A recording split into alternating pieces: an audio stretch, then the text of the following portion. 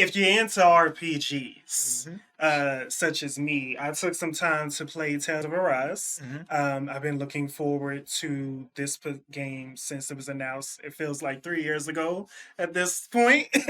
um, but yeah, you see gameplay footage going on currently right now. I'm actually still pretty early in the game. I have all the party members though, Nice. so I am happy with that.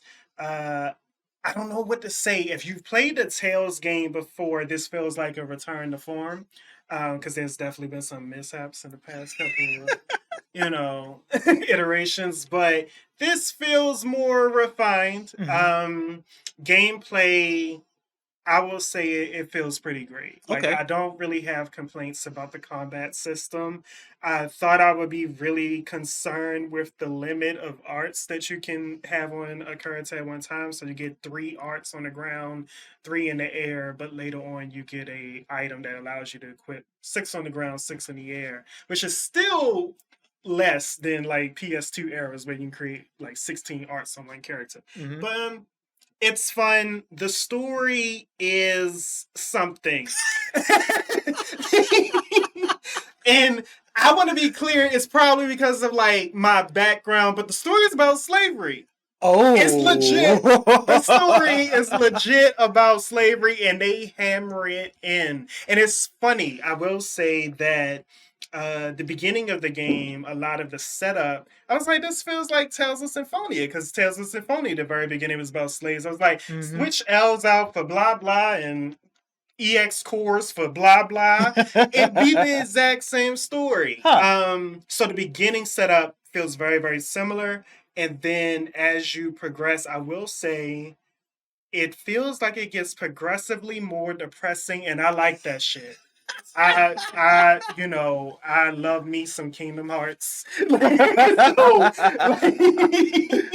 I love a tragedy. Mm-hmm. And so right now it's like it just progressively gets worse. Like the situations people are dealing with, the characters of your party, I don't want to make a definitive statement on yet. I'm still learning to like some people, Okay. but yeah, that's not that. Yeah. So we had like a talk offline about the Tales series because I've not played a Tales yet, Okay. and the one thing that intrigued me most, because for those of you out there who don't know, my favorite JRPG of all time, it might be my big favorite game of all time, is Persona 5. Okay. And the thing that struck me most about Persona 5 is the balance between traditional RPG and that relationship management. Okay. And you were telling me that Tales games Yeah. have that. Yeah. Is that in Arise? Yes. Okay. So there's even moments where they have a campfire thing where you rest up. But you get to choose which of your party members you want to talk to. Mhm. And it doesn't seem like, at least right now, it has a gameplay advantage, but you can unlock skits, typical thing in Tales games, in order to just dive deeper into the motivations and the personality of that character.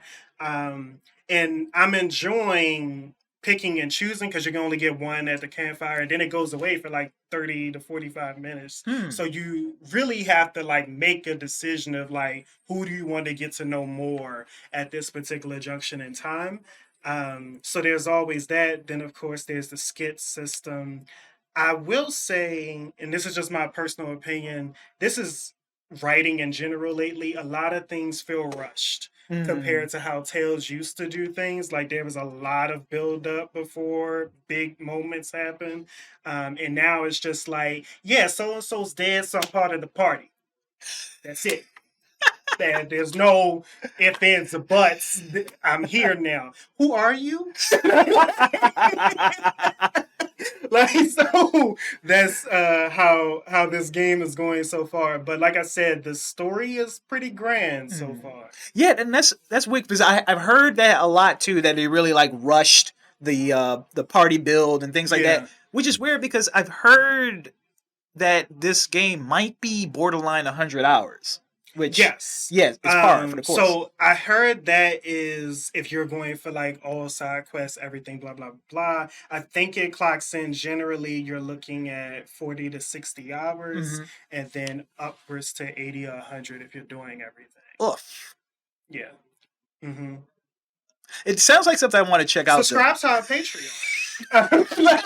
Because clearly we're not going to be supporting ourselves with this kind of time investment. It's going to be on the next podcast, like full beard.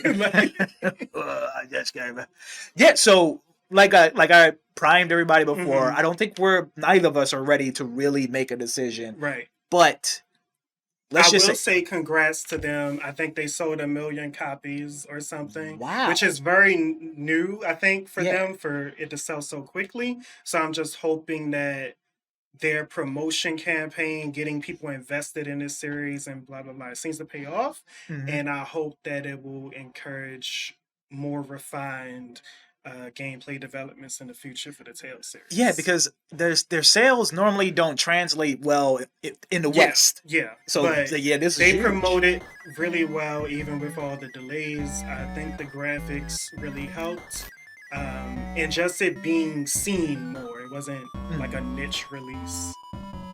So yeah, stay tuned for that.